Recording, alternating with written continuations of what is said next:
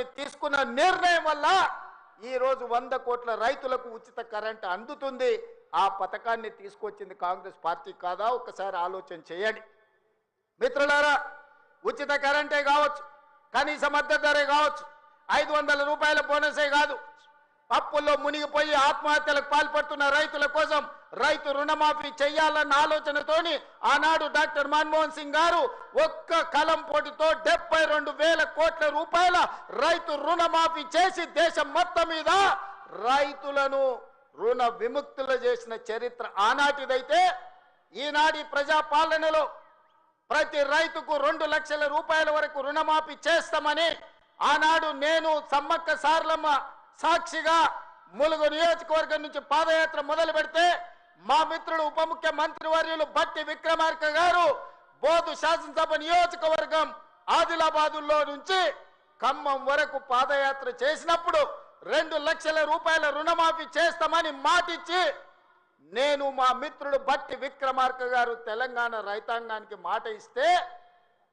సంవత్సరం తిరిగే లోపలనే 25,35,000 మంది రైతులకు 21,000 కోట్ల రూపాయల రైతు రుణమాఫీ చేసి రైతులను రుణ విముక్తులను చేసిన చరిత్ర ప్రజాపాలన కాంగ్రెస్ పార్టీది.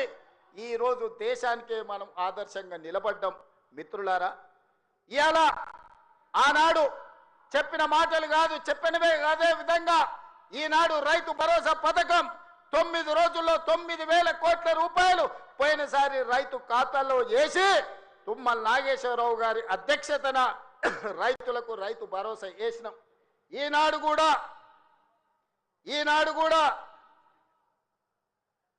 కూడా రైతు భరోసాలో భాగంగా మొదటి విడతగా 3,500 కోట్లు, రెండవ విడత 2,200 కోట్లు, మొత్తం 5,700 కోట్లు ఈరోజు రైతుల ఖాతాలో రైతు భరోసా వేసి వచ్చే నెలలో ఇంకా 3,300 కోట్ల రూపాయలు రైతు భరోసా పథకంలో భాగంగా 9,000 కోట్ల రూపాయలు ఇవాళ రైతుల ఖాతాలో వేసి రైతుల కళ్ళల్లో ఆనందం చూడాలి.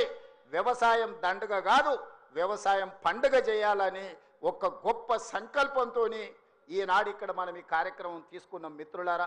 ఇంత మంచి పండుగ కార్యక్రమం చేసుకుంటూ రైతులను ఆదుకుంటూ రైతుల కష్టాలు తీర్చుకుంటూ సాగునీటి ప్రాజెక్టులు పూర్తి చేసుకుంటూ రైతుల అవసరాలు ఏమున్నాయో అడుగుతూ ఇల్లు తిరుగుతూ రైతులు పండించిన సన్న వడ్లను ఈనాడు పేదలకు 3,15,00,000 మంది తెలంగాణ బిడ్డలకు ఇవాళ సన్న బియ్యం తెలంగాణ పండించిన బియ్యాన్ని ఇవాళ పేదలకు అందిస్తున్నాం.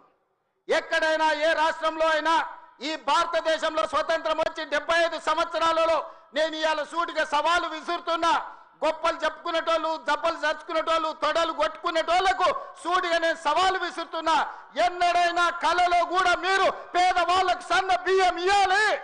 ఈ సన్న బియ్యం తల్లిదండ్రులు కన్న తల్లి తన బిడ్డకు సంటి బిడ్డకు బుక్కడి బువ్వ తినిపించే పథకం ఎన్నడైనా మీరు ఆలోచన చేసిండ్రా? మీరు గడీలలో ఉండి సన్న బియ్యం తింటుంటే, దావతులు చేసుకుంటుంటే, బిర్యానీలు తింటుంటే, పేదవాళ్లకు దొడ్డు బియ్యం ఇస్తే వాటిని తినలేక పశువులకు దానా పెడుతుంటే ఎప్పుడైనా మీకు వాళ్ళ పట్ల కనికరం కలిగిందా అని నేను అడుగుతున్నా.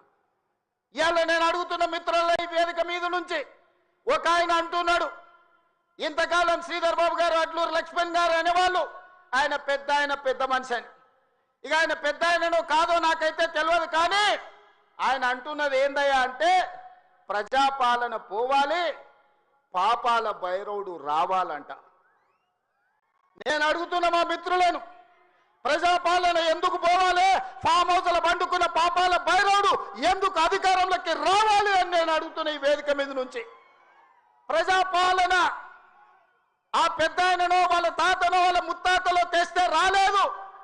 ఈ ప్రజాపాలన వచ్చింది లక్షలాది మంది కాంగ్రెస్ పార్టీ కార్యకర్తలు త్యాగం చేసి తమ రక్తాన్ని చెమటగా మార్చి భుజాలు కాయలు కాసేలా మువ్వన్నెల జెండాను మోస్తే ఈనాడి ప్రజాపాలన వచ్చింది. నీ నెత్తి మీద దరిద్రం ఉండి నువ్వు జగిత్యాలలో ఓడిపోతే, ప్రజలు తిరస్కరిస్తే, నీకు మంత్రి పదవి ఇవ్వకపోతే ప్రజాపాలన పోవాలనా? ఇవాళ నిన్ను పెద్ద మనిషి అని మేము పిలవాలనా?